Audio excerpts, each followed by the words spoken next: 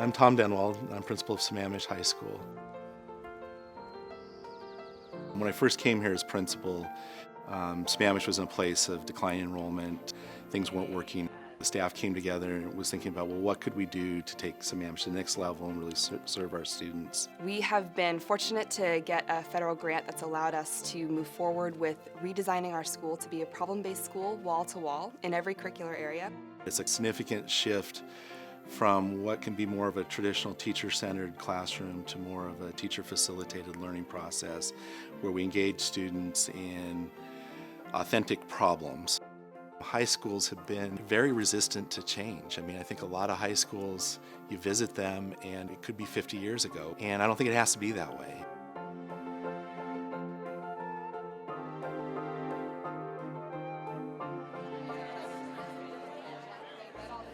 So in 8 days, the school year is going to start. And before that, we are getting together for 5 days of professional development led by Sammamish teachers for Sammamish teachers. How do I transform my class from being driven by me to students wanting to take ownership? PBL in a classroom is students actively working together to solve a problem. The problem can be big or small. It can be the type of thing that they can solve through discussion. It can be the type of thing that they build a product around. But ultimately, it's students trying to learn content through the solution to this problem. There is something to students having the opportunity to get together and deal with real-world challenges that makes them hungry for the next challenge. That desire to come back to the table and invest more of themselves in the outcome, we want to grow that feeling in them over the course of these 4 years. That's what gets them to stay involved in education. This idea that the whole school is focused on problem-based learning is really powerful. 15 years of teaching here, I've seen quite a lot. I'm good at what I do. I would like to be better. I would like to be a more effective teacher. For an entire school to go through this across the board is a big, big change from what we're seeing other schools doing across the country. Sammamish has always been on the verge. We're a really good school, and we're on the verge of, I think, always becoming a great school. If there's something that's going to transform our school, this is what it's going to be.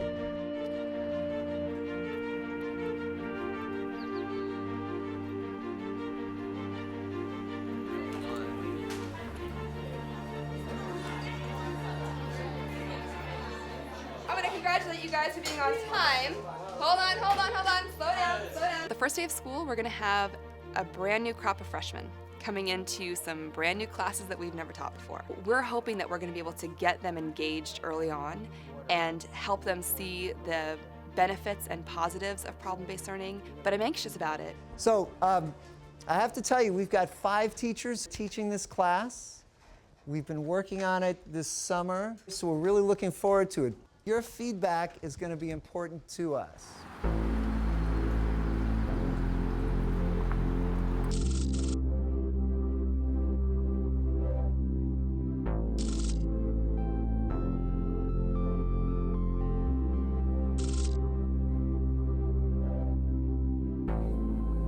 The problem has to be authentic in the sense that it has a resonance with the students. One of the problems in the ocean is that with the higher amount of CO2, calcifying organisms are decreasing. We're testing to see how well other life in the ocean lives without calcifying organisms.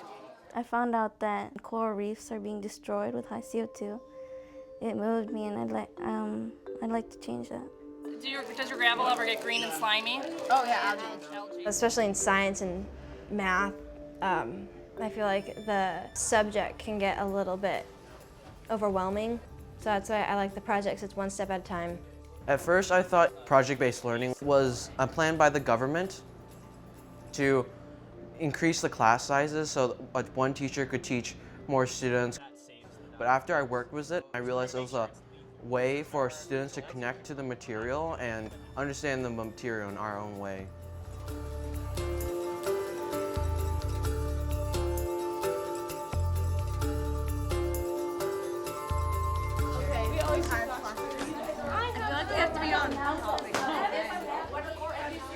There you go, put that down.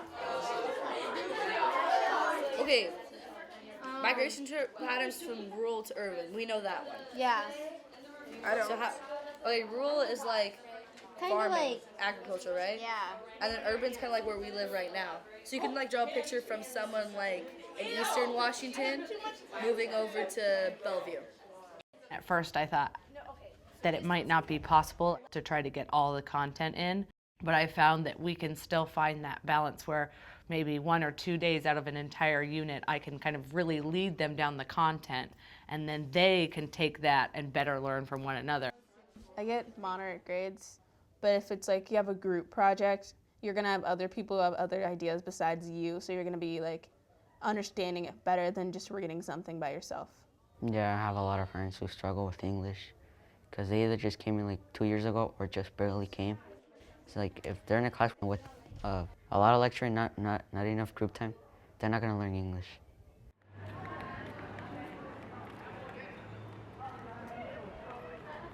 One of the ways that we're empowering teachers is we're giving them time during the school day to work with their colleagues on curriculum that makes sense to them, given what they understand about the best practices of teaching in their discipline. We're saying, come out of that locked classroom, come into community, and let's find a way that we together can move forward.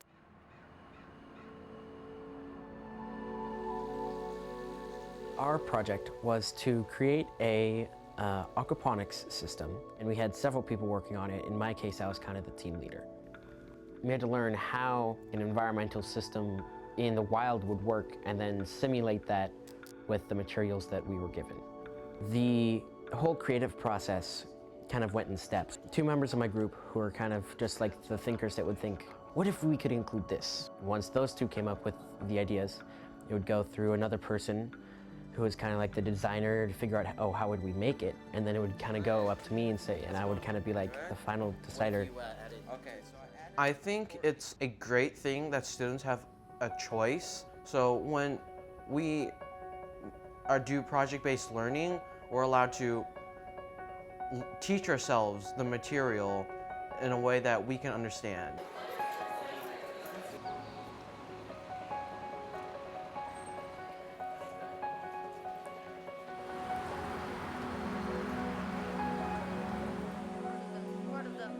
The current project is called the Scramble for the Arctic, and as a result of climate change, the Arctic is getting smaller, and there's all sorts of resources in the Arctic that will be available. And the question we've posed to students is, who should control these resources? We're arguing about the Northwest Passage. I know. Just there. And then I guess we need that too. This would probably be faster than the actual Panama Canal. Hardly. It helps us prepare for the future. It gives you like leadership and really good cooperation skills with your group members. I think it's more interesting. I don't like just reading and having a test. It's not fun and you remember it for the test and then you forget it. We had someone come in, an actual client come in and choose which one she liked the best. I appreciated how thoughtfully you responded to sort of, the client's needs, my needs. It's not just for your teacher who sees your work all the time, it's for a client who's deciding whether to build it. And so you really strive to do well. When the students know that what they're doing in a classroom has an audience outside the classroom, it really helps them deepen their thinking on it. I think that is pretty authentic in terms of what the future work world holds. I wasn't realizing how much I was learning until the end of it. I'm a better learner when I can actually get my hands on something and do it, and I'll just remember it better because I'll have an experience to attach it with.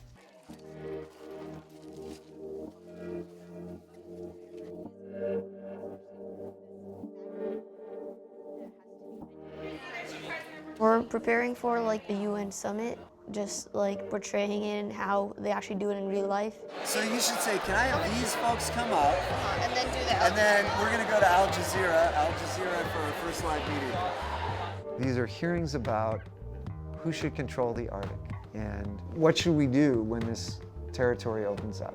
They're playing the role of countries and indigenous people, environmental groups, multinational organizations. This is a real-life problem that's playing out. Not only is oil drilling extremely dangerous, but oil recovery is nearly impossible in ice. and this oil will not last for more than 3 years, according to studies in the U.S. Geological Survey. It's about standing up for our environment and families and our future, and I won't give up this fight. Thank you, Delegate. Do you understand that if I could have a trade route through the Arctic, my shipping to the U.S. would be cut 2 weeks shorter? So I'm sorry, I will not be supporting that. I was the UN ambassador to China, so I was a big leader and I was totally into it. I feel like if this was to happen in real life, I could potentially change the world.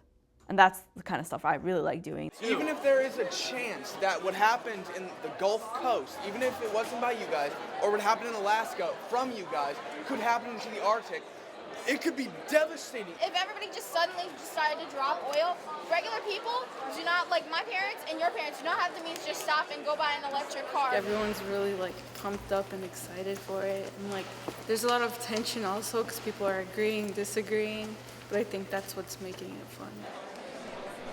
To groups like Oceania and the World Wildlife Fund, we understand that you want to protect the natural environment of the Arctic, both nature and wildlife in the area. However, we do intend, despite your beliefs, to reform. That was great. I'm really proud of you.